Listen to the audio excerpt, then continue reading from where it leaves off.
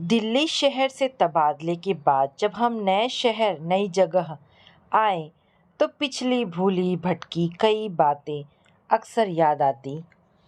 कुछ दिन तो नए घर में व्यवस्थित होने में ही समय लग गए और कुछ दिन पड़ोसियों से जान पहचान करने में। धीरे धीरे कई नए चेहरे सामने चले आए जिनसे हमें एक नई पहचान स्थापित करनी थी। मेरे पति राजेश जी बैंक में मैनेजर हैं, जिस वजह से उनका पाला अधिकतर बिजनेसमैन जैसे लोगों से ही पड़ता। अभी महीना भर ही हुआ था कि एक शाम हमारे घर में एक नौजवान पति पत्नी आए और इतने प्रेम से मिले मानो बहुत पुरानी जान पहचान हो। नई जगह पर मन लग गया ना भाभी जी। हमने तो कई बार राजेश जी से कहा कि आपको लेकर हमारे घर आए, आप आइए ना कभी, हमारे साथ भी थोड़ा सा समय गुजारिए। उस महिला की आवाज़ में बेहद मिठास थी जो कि मेरे गले से नीचे नहीं उतर रही थी। इतने प्यार से भाभी भाभी की रट तो कभी मेरे देवर ने भी नहीं लगाई थी। मेरे पति राजेश जी अभी बैंक से आए नहीं थे, सो मुझे ही औपचारिकता निभानी पड़ रही थी। नई जगह थी, सो सावधानी भी जरूरी थी। शायद उन्होंने मेरे चेहरे की असमंजसता पढ़ ली थी। वह व्यक्ति बोला, मुझे राजेश जी से कुछ बातचीत करनी थी। बैंक में तो टाइम नहीं होता ना उनके पास, बहुत व्यस्त रहते हैं, इसीलिए सोचा घर पर ही क्यों ना मिल लें, इसी बहाने आपसे भी मुलाकात हो जाएगी। ओह! उनके कहने का अर्थ समझते ही मेरे चेहरे पर अनायास ही एक बनावटी मुस्कान चली आई। चाय बनाने जब मैं रसोई में जाने लगी तो वह महिला भी साथ ही चली आई। मैं आपकी सहायता करूं? मेरे चेहरे पर चिढ़ उभर आई कि अपना काम हो तो लोग किस हद तक झुक जाते हैं। लगभग 3 साल पहले जब नए नए हम दिल्ली गए थे तब भी ऐसा ही हुआ था। श्वेता कैसे घुसी चली आई थी हमारी जिंदगी में। दोनों पति पत्नी कितने प्यार से मिले थे। श्वेता के पति मनोज ने कहा था, भाभी जी आप आइए ना हमारे घर, श्वेता आपसे मिलकर बहुत खुश होगी। जी जरूर आएंगे। मैं कितनी खुश हुई थी, कोई अपना सा लगने वाला जो मिला था। परिवार सहित पहले वे लोग हमारे घर आए और उसके बाद हम उनके घर गए। श्वेता मुझसे जल्दी ही घुल मिल गई थी, जैसी पुरानी दोस्ती हो। ये मिस्टर आपको कैसे जानते हैं? मैंने राजेश से पूछा। हमारे बैंक के ही एक पार्टी है, अपना बिजनेस बढ़ाने के लिए बेचारा दौड़ धूप कर रहा है, बड़ी फैक्ट्री खोलने का विचार है। राजेश ने लापरवाही से टाल दिया था, मानो उन्हें मेरा सवाल बेतुका सा लगा हो। एक दिन श्वेता ऊन लाई और जिद करने लगी कि मैं उसके बेटे का स्वेटर बुन दूं। काफ़ी मेहनत के बाद मैंने रंग बिरंगा स्वेटर बुना था। उसे देखकर श्वेता बहुत खुश हुई थी। भाभी आपके हाथों में बहुत सफाई है, अब एक स्वेटर अपने देवर के लिए भी बुन देना। ये कह रहे थे, इतना अच्छा स्वेटर तो उन्होंने आज तक नहीं देखा। मुझे समय नहीं मिलेगा, मैंने टालना चाहा तो वह झट से बोल पड़ी, अपना भाई होता और कहता तो क्या उसे भी इस तरह इनकार कर देती? श्वेता की बातों का अपनापन मुझे अंदर तक पुलकित कर गया था। वह आगे बोली, माना कि हमें खून का संबंध नहीं है, फिर भी आपको अपनों से कम तो नहीं जाना। मुझे ऊन से एलर्जी है, तभी तो आपसे कह रही हूँ। आखिर मुझे उसकी बात माननी पड़ी, लेकिन राजेश ने मुझे डांट दिया था। ये क्या समाज सेवा का काम शुरू कर दिया है? उसे ऊन से एलर्जी है तो पैसे देकर कहीं से भी बनवा ले, तुम अपनी जान और मेहनत क्यों जला रही हो? वे लोग हमसे कितना स्नेह रखते हैं और कुछ बना दिया तो क्या हुआ? राजेश चिढ़कर चुप रह गए थे। हमारा आना जाना लगा रहता और हर बार वे लोग ढेर सारा प्यार जताते। धीरे धीरे उनका आना कम होने लगा। एक महीने की छुट्टियों में हम अपने घर गए थे। जब वापस आए तब भी वे हमसे मिलने नहीं आए। एक दिन मैंने राजेश से कहा, श्वेता नहीं आई हमसे मिलने, वे लोग कहीं बाहर गए हुए हैं। पता नहीं, राजेश ने बेपरवाही से जवाब दिया। क्या मनोज भाई साहब आपसे नहीं मिले? कल उसका भाई बैंक में आया था, तो आपने उनका हालचाल नहीं पूछा क्या? नहीं, इतना टाइम नहीं होता जो हर आने जाने वाले के परिवार का हाल चाल पूछता रहूं। कैसी रूखी बातें कर रहे हैं। किसी तरह राजेश मुझे टालकर अपनी दिनचर्या में बिजी हो गए और मैं यही सोचने लगी कि आखिर श्वेता आई क्यों नहीं। 20 दिनों बाद बच्चों के स्कूल में पेरेंट्स मीटिंग थी। श्वेता का घर रास्ते में ही पड़ता था, अतः सो वापसी पर मैं उसके घर चली गई। ओह, आप? श्वेता की आवाज़ में ठंडापन था, मानो उसे मुझसे मिलना अच्छा न लगा हो। जब अंदर आई तो उसकी सहेलियों से मुलाकात हुई। उसने उनसे मेरा परिचय कराया। इनसे मिलो, ये है मेरी सहेली मनीषा और रेनू भाभी, और आप हैं वंदना भाभी। थोड़ी देर बाद 15-20 वर्ष का लड़का मेरे सामने जूस का गिलास रख गया। सोफे पर 5-6 सूट बिछाए वह अपनी सहेलियों में ही बिजी रही। वे तीनों महंगे सूटों और गहनों के बारे में ही बातचीत करती रही। मैं एक तरफ अवांछित सी बैठी, चुपचाप अपनी अवहेलना और उनकी गपशप सुनती व महसूस करती रही। जूस के घूंट गले में अटक रहे थे। कितने प्रेम से मैं उससे मिलने गई थी, पराया सा व्यवहार, आखिर क्यों? अच्छा, मैं चलूं? मैं उठ खड़ी हुई तो वहीं बैठे बैठे उसने हाथ हिला दिया। माफ़ करना वंदना भाभी, मैं नीचे तक नहीं आ पाऊंगी। कोई बात नहीं, कहती हुई मैं चली आई थी। मैं श्वेता के व्यवहार पर हैरान रह गई थी कि कहाँ इतना अपनापन और कहाँ इतनी दूरी। दिन भर बेहद उदास रही। रात को राजेश से बात की तो उन्होंने बताया उन्हें बैंक से 1 करोड़ रुपए का कर्ज मिल गया है। नई फैक्ट्री का काम जोरों से चल रहा है। भाई, मैं तो पहले ही जानता था उन्हें अपना काम कराना था, इसलिए चापलूसी करते आगे पीछे घूम रहे थे। लेकिन तुम तो उनसे भावनात्मक रिश्ता बांध बैठी। लेकिन अनायास मैं रो पड़ी, क्योंकि छली जो गई थी, किसी ने मेरे प्रेम को छला था। कई लोग अधिकारी के घर तक घुस जाते हैं, जबकि काम तो अपनी गति से अपने टाइम पर ही होता है। कुछ लोग सोचते हैं अधिकारी से अच्छे रिश्ते हो तो काम जल्दी होता है, और मनोज उन्हीं लोगों में से एक है। राजेश ने निष्कर्ष निकाला था। उसके बाद वे लोग हमसे कभी नहीं मिले। श्वेता का वह दोगला व्यवहार मन में कांटे की तरह चुभता है। कोई ज्यादा झुककर भाभी जी कहता है तो स्वार्थ की बू आने लगती है। इसी कारण मैंने उस औरत को टाल दिया। फिर चाय का कप उनके सामने रख पंखा तेज कर दिया, क्योंकि गर्मी बहुत ज़्यादा थी। वे दोनों बार बार पसीना पोंछ रहे थे। चंद क्षणों के बाद उस व्यक्ति ने पूछा, राजेश जी कितने बजे तक आ जाते हैं? कोई निश्चित समय नहीं है।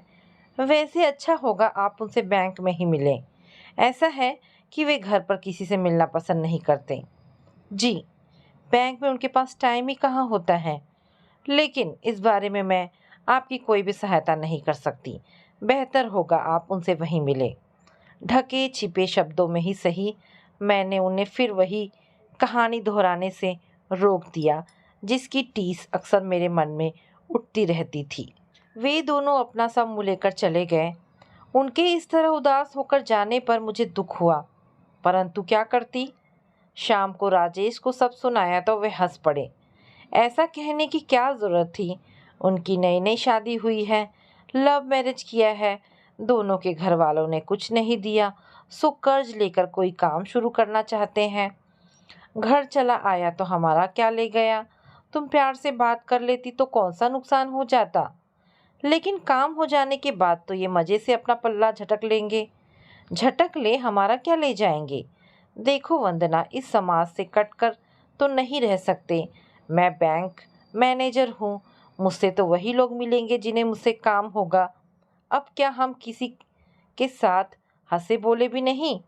कोई आता है या बुलाता है तो इसमें कोई खराबी नहीं है। बस एक सीमा रेखा खींचनी चाहिए कि इसके पार नहीं जाना। भावनात्मक रिश्ता बनाने की कोई ज़रूरत नहीं है।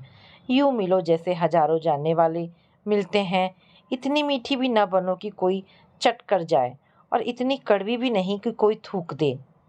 राजेश ने व्यवहारिकता का पाठ पढ़ा दिया, जो मेरी समझ में तो आ गया, मगर भावुकता से भरा मन उसे सहज स्वीकार कर पाया अथवा नहीं, समझ नहीं पाई। एक शाम एक दंपति हमारे घर आए।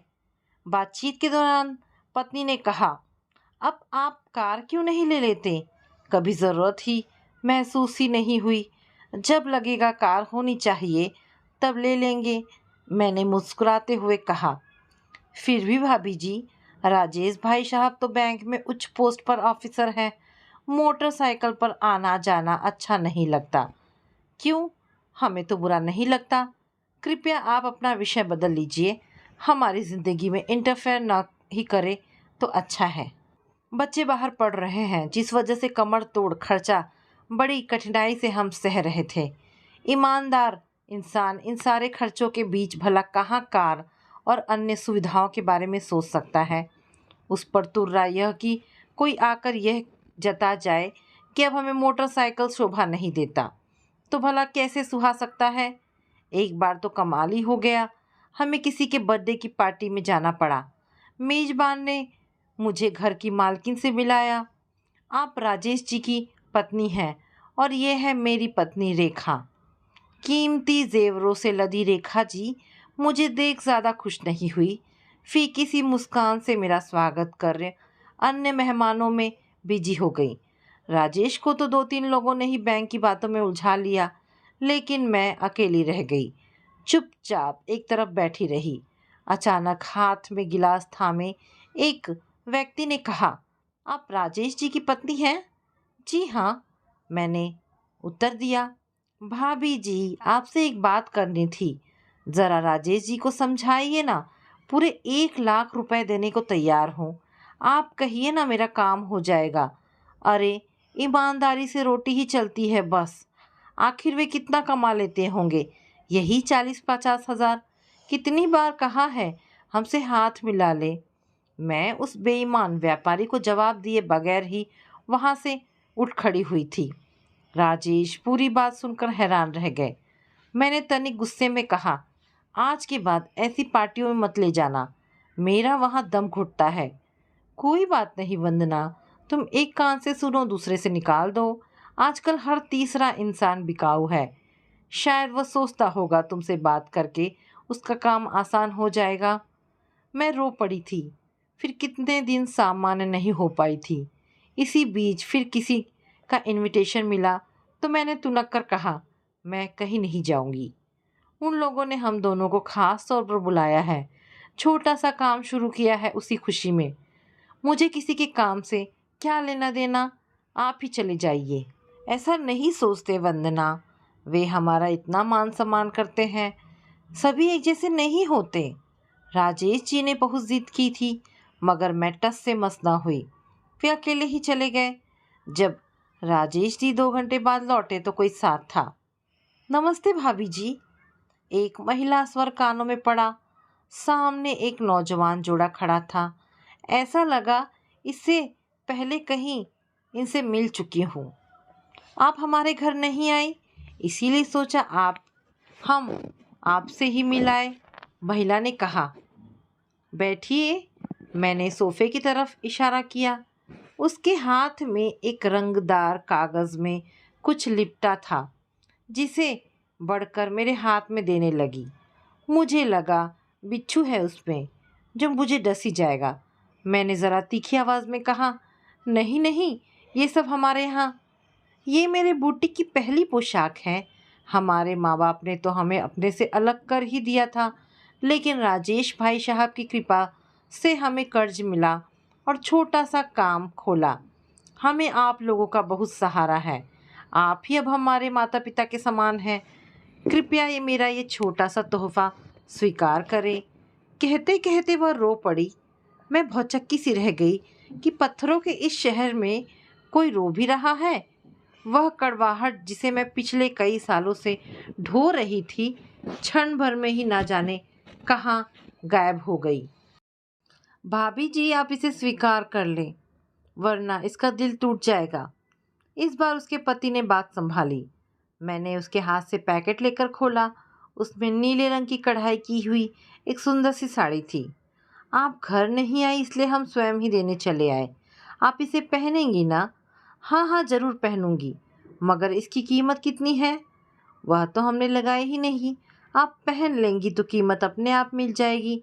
नहीं नहीं, भला ऐसा कैसे होगा? फिर मेरा स्वर कड़वा होने लगा था। मैं कुछ और भी कहती, इससे पहले राजेश ने ही वह साड़ी लेकर टेबल पर रख दी। हमें ये साड़ी पसंद है, वंदना इसे जरूर पहनेगी, और नीला रंग तो इसे बहुत प्रिय है। उनके जाने के बाद मेरा गुस्सा राजेश जी पर उतरा। आप ही बांध लेना इसे, मुझे नहीं पहनना इसे। अरे बाबा, 700-800 रुपये की साड़ी होगी, किसी बहाने कीमत चुका देंगे। तुम तो बिना वजह अड़ ही जाती हो। इतने प्यार से कोई कुछ दे तो दिल नहीं तोड़ना चाहिए। ये प्यार व्यार सब दिखावा है। आपसे कर्ज लिया है ना उन्होंने, उसी का बदला उतार रहे होंगे। लाख रुपए में न बिकने वाला क्या 700-800 रुपये की साड़ी में बिक जाएगा? पगली, मैंने दुनिया देखी है। प्यार की खुशबू की मुझे पहचान। मैं निरुत्तर हो गई, परंतु मन में दबा अविश्वास मुझे इस भाव से उबार नहीं पाया कि वास्तव में कोई बिना मतलब भी हमसे मिल सकता है। वह साड़ी अटैची में कहीं नीचे रख दी, ताकि ना वह मुझे दिखाई दे और ना ही मेरा जी जले। समय बीतता रहा और इसी बीच ढेर सारे कड़वे सच मेरे स्वभाव पर हावी होते रहे। बेरुखी और सभी को अविश्वास से देखना कभी मेरी प्रकृति में शामिल नहीं था, मगर मेरे आसपास जो घट रहा था उससे एक तल्खी सी हर समय मेरी जबान पर रहने लगी। मेरे अंदर और बाहर शीत युद्ध सा चलता रहता। भीतर का संवेदनशील मन बाहर के संवेदनहीन थपेड़ों से सदा ही हार जाता। धीरे धीरे मैं बीमार सी भी रहने लगी। वैसे कोई रोग नहीं था, मगर कुछ तो था जो दीमक की तरह चेतना को कचोट और चाट रहा था। एक सुबह जब मेरी आंख हॉस्पिटल में खुली तो हैरान रह गई। घबराए से राजेश जी पास बैठे थे। मैं हड़बड़ाकर उठने लगी, मगर शरीर ने साथ ही नहीं दिया।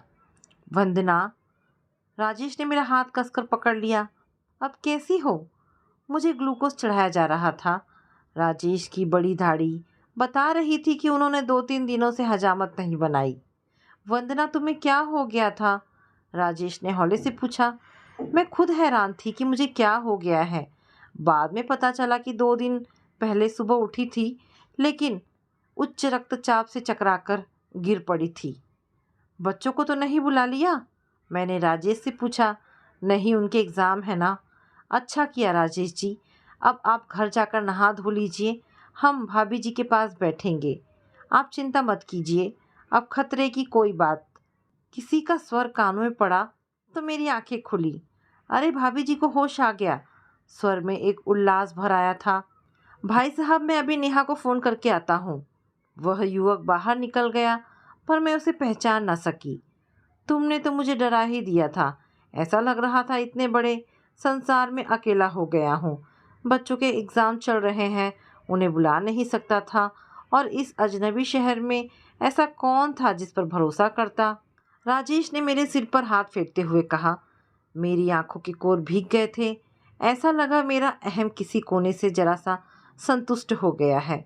सोचती थी राजेश की ज़िंदगी में मेरी ज़रूरत ही नहीं रही।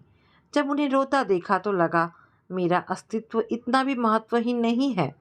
मैं 2 दिन और हॉस्पिटल में रही। इस बीच वह युवक लगातार मेरे पति की सहायता को आता रहा। जब अस्पताल से लौटी तो कल्पना के विपरीत मेरा घर साफ सुथरा था। शरीर में कमज़ोरी थी, मगर मन स्वस्थ था, जिसका सहारा लेकर मैंने राजेश जी से ठिठोली की। मुझे नहीं पता था तुम घर की देखभाल भी कर सकते हो। ये सब नेहा ने किया है। सचमुच, अगर वे लोग सहारा ना देते तो पता नहीं क्या होता। नेहा कौन? वही पति पत्नी जो तुम्हें एक बार साड़ी तोहफे में दे गए थे। क्या? मैं अवाक रह गई। पता नहीं किसने उन्हें बताया कि तुम हॉस्पिटल में हो। दोनों सीधे वहीं पहुंच गए। तुम्हें खून चढ़ाने की नौबत आ गई थी। नेहा ने ही अपना खून दिया। मैं उसका कर्ज जीवन में कभी नहीं चुका सकता। वही हमारे घर को भी संभाले रही। आज सुबह ही अपने घर वापस गई है। शायद दोपहर को फिर आएगी। और उसका बुटीक, वह तो कब का बंद हो चुका है। उसके ससुर उन दोनों को अपने घर ले गए हैं। बैंक का कर्ज तो उन्होंने कब का वापस दे दिया। वे तो बस प्यार के मारे हमारे हाल चाल पूछने आए थे और हमें हमेशा के लिए अपना रीढ़ी बना गए। अनायास में रो पड़ी और सोचने लगी कि मेरे पति राजेश जी ठीक ही कहते थे कि हमें तो बस अपना काम ईमानदारी से करना है। अच्छे लोग मिले या बुरे, ईमानदार हो या बेईमान, बस उनका हमारे चरित्र पर कोई प्रभाव नहीं पड़ना चाहिए। कुछ लोग हमें खरीदना चाहते हैं तो कुछ आदर देकर माँ बाप का दर्जा भी तो दे देते हैं।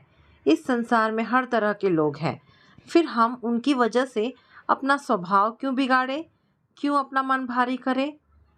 तुम्हारे कपड़े निकाल देता हूँ, नहाओगी ना? राजेश के प्रश्न ने चौंका दिया। मैं वास्तव में नहा धोकर तरोताज़ा होना चाहती थी। मैंने अटैची से वही नीली साड़ी निकाली जिसे पहले खोलकर भी नहीं देखा था। दोपहर को नेहा हमारा दोपहर का भोजन लेकर आई। मैं समझ नहीं पा रही थी कि कैसे उसका स्वागत करूं। अरे, आप कितनी सुंदर लग रही हैं, उसने पास आकर कहा, फिर थोड़ा रुक गई। संभवतः मेरा रूखा व्यवहार उसे याद आ गया होगा। मैं समझ नहीं पाई कि क्यों रो पड़ी। उस प्यारी सी युवती को मैंने बाह से पकड़कर पास खींचा और गले से लगा लिया। आपको दीदी कह सकती हूँ ना? उसने हौले से पूछा। जरूर, अब तो खून का रिश्ता भी है ना। मेरे मन से एक भारी बोझ उतर गया था। ऐसा लगा वास्तव में कोई अपना मिल गया है। सस्नेह मैंने उसका माथा चूम लिया। फिर उसने मुझे और मेरे पति राजेश जी को खाना परोसा। तुम्हारे ससुराल वाले कैसे हैं? मैंने धीरे से पूछा तो वह उदास सी हो गई। संसार में सबको सब कुछ तो नहीं मिल जाता ना दीदी। सास ससुर तो बहुत अच्छे हैं, परंतु मेरे माँ बाप आज तक नाराज़ हैं। मैं तरस जाती हूँ किसी ऐसे घर के लिए जिसे अपना मायका कह सकूँ। मैं हूँ ना, इसी घर को अपना मायका मान लो, मुझे बहुत खुशी होगी। सहसा नेहा मेरी गोद में सिर रखकर रो पड़ी। राजेश जी पास खड़े मुस्कुरा रहे थे। उसके बाद नेहा हमारी अपनी हो गई। उस घटना को 7 साल बीत गए हैं। हमारा तबादला 2 जगह और हुआ। फिर से अच्छे बुरे लोगों से पाला पड़ा, परंतु मेरा मन किसी से बंधा नहीं। नेहा आज भी मेरी है, मेरी अपनी है। मैं अक्सर ये सोचकर स्नेह और खुशी से सराबोर हो जाती हूँ कि निकट संबंधियों के अलावा इस संसार में मेरा कोई अपना भी है। तो दोस्तों, ये कहानी यहाँ पर समाप्त होती है। आशा करती हूँ ये कहानी आपको पसंद आई होगी। अगर कहानी पसंद आई है तो प्लीज़ इसे लाइक एंड शेयर करें। दोस्तों, ऐसी ढेरों पारिवारिक और शिक्षाप्रद कहानी सुनने के लिए मेरे चैनल को प्लीज़ सब्सक्राइब करें। धन्यवाद दोस्तों।